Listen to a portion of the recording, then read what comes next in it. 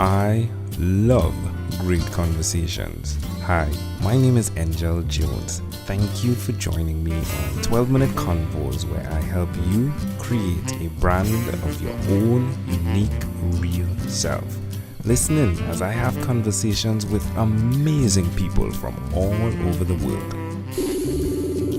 Good night, John Maakaron. How are you going on this wonderful, beautiful night? I'm doing excellent. Thank you so much. I look forward to our conversation. Yeah. I had a chance to listen to some other ones, and I'm very fascinated by your website, and I'm looking forward to the conversation. Hey, I appreciate that tremendously. Tell us, what parts of the world are you in right now, John? I'm in the United States. I'm in the Metro Detroit area in the great state of Michigan. All right. And which of your talents is responsible for us connecting, John? I would assume it's podcasting. Yeah. Me and my cousin started a podcast in 2013, and we connected through the great platform of social media via Facebook. Yeah, pretty amazing stuff. Tell us about the podcast and the journey. I mean, it's been a great journey, hasn't it? Yes, podcasting is amazing. Back in 2013, I was taking a flight to Las Vegas, and I needed a way to entertain myself because I'm not the best flyer. I'm a little bit nervous. I get scared. And I found the Carolla podcast, and I learned all about it in 6 months. And it's a sports podcast based in Detroit. And at the time in 2013, there weren't that many. And me and my cousin, we learned about it. And thankfully we did. And we get a chance to talk about Detroit sports every single week with my show, as well as several other shows as well. That is amazing. Wow. So the time of doing nothing and what you chose to do in that space has created all of this, right? Exactly. I mean, I'm a person that looks for solutions. I didn't want to be scared going to Las Vegas, and I heard an entertaining comedy podcast, and we have a good time recording, and thank goodness we did, because it took off. We gained some popularity doing our show every week, and then adding other shows as well. So it's made it very fun to, take a simple flight that you're scared of and find a way and find really a passion. I really enjoy podcasting. Yeah. So there are two things that are playing there, right? Innovation and adaptability. Who did you learn that from? Oh, yes. Innovation, adaptability. I mean, there's a lot of websites at the time in 2013 that taught you a little bit about technology. There were some books out there as well, but one of the things that was a blessing is that my cousin was educated in broadcasting. So he went to a broadcast school that had taught him about technology, microphones, and stuff like that. So all we had to do was take my skills in terms of dedication, hard work, and his skills in sports broadcasting and pure talent, and we meshed it together in order to build the Detroit Sports Podcast Network. Wow, how fun is that? Where is the best place for people to connect to the podcast? Oh, the good thing about podcasting now, because it's so popular, I mean, maybe 5-6 years ago, it wasn't that popular, but nowadays, via social media, and the biggest platform that people podcast is via iTunes. So every single day, we record a podcast now, and we put it to our host site, Podomatic. And once we upload it, within 5 minutes, it goes to everywhere that podcasts are found. Stitcher for Android, iTunes for Apple users, and then our website is a great avenue as well. Yeah. What's the website? DetroitSportsPodcast.com. Love it. Well, tell me why you will, John, continue to repeat the skill of podcasting. Oh, my goodness. It's a great way to connect with sports fans. Sports fans are passionate in Detroit. We got all the teams, the Detroit Lions, the Detroit Pistons, the Detroit Red Wings, Detroit Tigers, several major college programs in town. So if you love athletics and you love competition in Detroit, I mean, my goodness, podcasting is a great way to connect with fans. It's a way to break down games. It's a fun way, too, because of the fact that podcasting is independent. We control everything. We control the content. We control what we talk about, when we talk about it. So we're able to express our passions free from any restrictions from anybody. Me, Adam, and the other hosts are able to have a great time, and we can say whatever the hell we want on these podcasts. Yeah, Definitely the freedom that goes with it. But tell me one other thing, John, that you've done consistently that you think has supported what you're doing on the other side with the podcasting. Yes. One thing that we've done is continuing our education regarding broadcasting, regarding technology. Anytime you partake in an endeavor and it's something relatively new like podcasting, it's important to stay up with the times. So, from time to time, what I've done is I've joined other podcast groups on Facebook and listened to other podcasts and heard what they've done, listened to others that are really successful, like yourself. I mean, the conversations that you had in 12 minutes were very revealing with business people, with very talented individuals. And you get a chance to pick up like, oh, okay, how does this person connect with people? So the one thing I've done consistently in 3 years is always seek new knowledge and new ways of advancing your skill. I mean, yes, we are popular, but there are other major podcasts in town and nationally as well. And so we want to pick and choose, and we want to take away from those that are successful. So I find that continuing your education is something you always must do in any field. Yeah. That's intriguing. All right, how does it make you feel? How does it make you feel, John? Just constantly putting on the information side, sharpening the saw, if you would. Yeah, it makes me feel good because I'm not probably ever going to be on the radio full time, what we call terrestrial radio, but it allows me a way to broadcast sports, broadcast my passions in a way that is fun for me. And so I really enjoy the fact that we grew it, and it makes me feel awesome because at the time in 2013, there weren't that many. There might have been one or two other regular weekly podcasts. And so in Detroit, we were one of the first to really take this medium of podcasting and take it to a good level. And we grew support by our dedication and by the fact that we did a decent job doing it.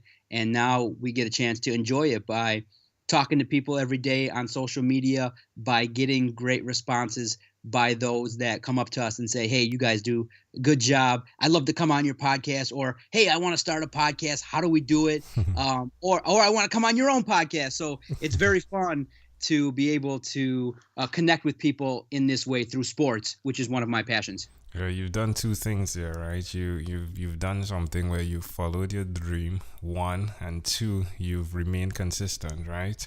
So just to someone that's listening, someone out there that's probably taking the walk or just sitting, wondering if they should even start, why you think they could even consider doing what you've done, John? Oh my goodness. Listen, I know there are millions of podcasts that start every day, and people make jokes and say, oh, if you don't have a podcast, what's wrong with you?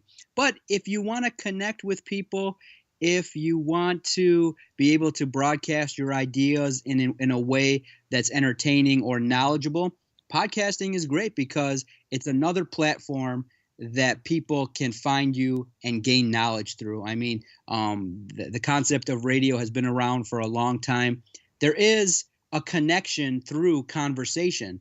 And so podcasting allows people to have in-depth conversations. It allows people to pass along information, whether you have a skill maybe in cooking, if you have a skill in science or technology. A lot of popular podcasts talk about finance and money. So if you have information that you want to pass along, some people don't have the special gift of writing. So broadcasting is an avenue where you can share and express your creativity as well. I mean, I'm not the most creative person, but podcasting allows me to, express my creativity in my form to an audience that so far has supported it. Love it. Hey, let's just say a big hail out to Adam, right? The co-founder. Yeah. Yes. Yeah. I can't pronounce his last name. I could let me take a hit at it though. So Adam Strozinski. You hit it first time, man. Adam will love to hear that. Adam Strozinski is my cousin. He's my family, and I would not do this with anybody else because our concept was this. Look, we would probably get together every week as family and talk about sports and debate sports over beers. Why not record it and maybe even make a little bit of money on it? So the concept is great. He's a good friend. He's a great podcaster, a great entertainer, And thank goodness we've recorded, I think, about 225 straight weeks together.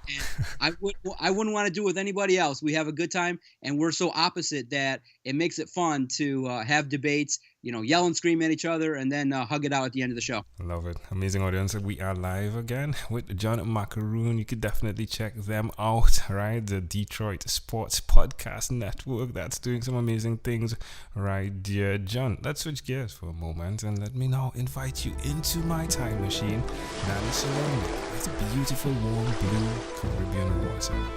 John, what is your earliest childhood memory? Yeah, I was lucky to have two great parents that raised me. They're both Middle Eastern. I came from Lebanese parents. And one of the early memories I have is, as a kid, when they take you to a relative's house, you have good food. And then, on a brisk night here in Michigan, sometimes it gets cold.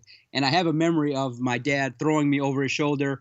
And then the mom, always overprotective, is like, hey, cover him up. And she threw a massive blanket over my head. I remember that feeling of being covered by my dad and kind of running from the car to the house. But I do distinctly remember being covered and, enjoying time with the family here in Michigan. Why do you think this memory is so clear? It's so clear because it really just showed the connection and care and warmth that you can feel as a child with your family. I mean, there's opportunities to hug and be around them, and that your parents care about you in those situations when they're trying to protect you. It's kind of like that innate instinct that parents have to care about you, and that feeling you get like when you're covered, because you're hugging your dad for 1 minute, all of a sudden it goes black all around you. you don't see anything, and your senses get heightened because you hear things, and you hear the pitter patter of your dad trying to run from the car to the house. So it activated many senses. So I think that's probably why I have that memory, and it lives with me to this day. Well, can I offer an interpretation to the thought picture you created in my mind? Sure, go ahead. I love the idea of the team sport. It's like, okay, we got to get this ball, aka John, into the car, right? Huddle up, right? John on shoulder. All right, let's do this. No, wait, first, cover him. And then you're running. Just the idea of team sports, just right then. And to see the value that comes from that team sports, because hey, John is actually an adult now, and he's actually helping other people connect to the value that sports has. Exactly. It takes a team, a quality team of two parents to raise a child, and it's important. And for my parents, in the way they raised me, I give them credit. And exactly, it takes teamwork, it takes good communication in order to reach your goals. And my parents definitely did the job. If we fast forward to when you were 12 years old, what was your favorite song? Oh, in the 90s. So when I was 12, it was the year 1991. So I was a big pop music fan. So one of my favorite songs was by Boyz II Men. Right. For Motown Philly by Boyz II Men. Yeah, I love it. Yeah. It was definitely, love it. Yeah. Did I say love it? Definitely loved me some Boyz II Men as well. But John, hey, we've arrived at our destination. But before we get off of this time machine, there's a small declaration form. So it's yes or no, possibly a bit more. We're going to move pretty quickly here. Are you ready? I'm ready. John, have you chosen someone to pass on your skills to? Yeah, we got a great podcast kid that works with us. His name is Vito Churko. Every week we do a podcast together, and I enjoy sharing my podcast knowledge with him. He's a hardworking journalist. I enjoy my time with him, as well as Jason Jarvie. Good kid. Yeah, two great names, right? Two great radio names, Vito Churko and Jason. What was Jason's last name? Yeah, Vito Churko and Jason Jarvie. Yeah, definitely some great radio names. All right, so are you married? I am married. Or do you have children? I have two daughters, ages 5 and 3. My oldest is Madeline. My youngest is Olivia. Wow, congratulations. Do you believe in God? 100%. My parents were very religious. They taught me to be a good, upstanding Christian, and I'm very religious to this day. My philosophy that I tell my patients as a psychologist is you can't have faith and worry at the same time. If you look at it philosophically, you can't do both. Yeah. What about TV? Do you watch TV for more than 3 hours a day? No. If I was able to take a vacation, maybe I could sit and clear this DVR on my television, but I can't watch TV 3 hours a day. It's about an hour at most. All right. And what about screen time, the phone and the computer? Is it more than 8 or less than 8 hours a day? Less than 8 hours a day on the screen, but people will tell me that because of our social media platform via Twitter, my Twitter handle is Detroit Podcast, that they think I'm addicted to Twitter. But we have a little secret that lets us tweet the majority of the day. But I do enjoy social media. I am very much an individual that likes Instagram, Twitter, Snapchat, and all avenues of social media I partake. But maybe an hour or two a day at most. All right. Well, hey, my friend, after 1,001 conversations in 3 months in 2016, came up with a workbook. The name of it is called Yours. Your Own Unique Real Self is what that stands for. The idea is you answer questions that connect you, hopefully, with your mission statement, which I like to call your own unique real statement. I am intrigued to ask, John, if you had to share with us your own unique real statement, a statement that represents who John Maakaron is, what would you say that is? Very good question. A statement that I believe in is treat others with respect, live, laugh, and go pedal to the metal. Enjoy each day, live like it's your last, and really, when you are around people, treat them with respect. Try your absolute best to be a better listener than you are a communicator. At the same time, as a psychologist, I really enjoy understanding how people form judgments and how they come to make decisions. And I really do believe that social connections and making connections and the golden rule, treat other people like you want to be treated. And you'll always, I do believe that when people walk away from a conversation with me, that they will feel a little bit that I did invest in them and that I cared. And sometimes I laugh like it's the last day on earth. I have a good time and always look for the positives in others. Sometimes in this day and age, we can be overly negative. Try and look at things from the most positive perspective that you can each and every day. John, this was a great pleasure, my friend. Before you leave, in closing, is there anything else you'd like to share with our amazing audience? 2 things. Thank you for having me. It's amazing, this opportunity to chat with you via this platform, and I look forward to hearing it when it's released. A couple things regarding mental health and sports. Our podcast airs every single day. You can find it DetroitSportsPodcast.com. I'm a passionate Detroit sports fan. I love only the teams in Detroit. I'm a very passionate guy about Detroit sports, and I have a love of all the teams. Sometimes it doesn't come across that way because of the anger that we feel when we don't win, but I just want people to know that I'm passionate and love Detroit sports. And then the other side is mental health. If you know anybody that's struggling with any area of their life and they need professional help, please tell them to go seek professional counseling. There are people that dedicate their lives to helping. And if anybody hears this and we can break the stigma a little at a time and people can can take a look at their mental health, then I will feel happy. I've dedicated my life to be a full-time psychologist, and I'm thankful for those that do mental health work. And I just want to tell people, look, it's okay to ask for help. It's okay to admit that there are some things you can get better at. Go see a psychologist. Go see a professional. If there are areas in your life that you think you can get help with, try and continue on your journey and focus on your mental health as much as you do your physical health and your emotional health. I'm always an advocate for therapy and mental health. I wish everybody that listens to this strong, quality mental health in their life throughout their lifetime. Hey, John, thanks for sharing. Thanks for the passion. Thanks for the work you do. John Maakaron, my friend again, I tell you, thank you for being on what is inspired by 12-Minute Convos with Angel Jones. Thanks, Angel. I hope to talk to you soon. Thank you for being on 12-Minute Convos with Angel Jones. Stay tuned for more from our advertisers. Diabetes is a mountain pandemic. It's a disease that's not acute but chronic. Similar to this rhyming method, I have simplified the definition, the signs and symptoms, and the complications of diabetes for both adults and children in my books, Poems for Patients, A Focus on Diabetes, and The ABCs of Diabetes for Children. These books are available on Amazon.com, and for more information, you can visit my website, poemsbyaj.com. That's poemsbyaj.com.